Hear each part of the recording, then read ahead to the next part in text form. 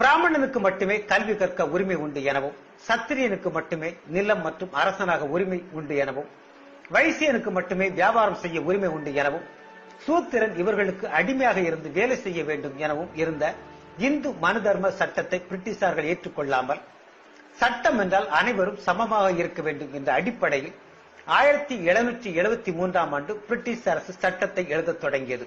அதன் விளைவாக சத்திரியர்கள் மட்டுமே சொத்து வைத்துக் கொள்ள உரிமை இருந்ததை 1795ஆம் ஆண்டு அனைவரும் சொத்தை வாங்கிக் கொள்வதற்கான உரிமை வழங்கப்பட்டது. 1804இல் பெண் சிசு கொலை தடுப்புக்கான அரசாணை வெளியிடப்பட்டது. 1813இல் கொத்தடிமைகள் ஒழிப்பு சட்டம் கொண்டு வரப்பட்டது. பிராமண பெண்ணை கெடுத்த சூத்திரன் கொல்லப்பட வேண்டும்.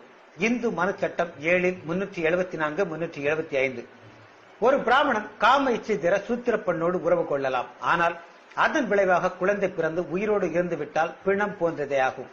இந்து மனு சட்டம் 9இல் 178 பிராமணன் தப்பு செய்தால் தண்டனை இல்லாமல் இருந்த நிலையில் பிராமணர்கள் குற்றம் புரிந்தவராக இருப்பின் அவர்களும் தண்டனை பெறுவதற்கான அரசாணை 1817ஆம் ஆண்டு பிரிட்டிஷாரால் கொண்டு வரப்பட்டது.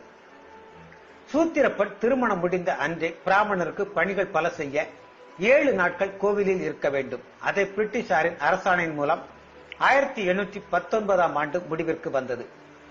பிராமணன் மட்டுமே கல்வி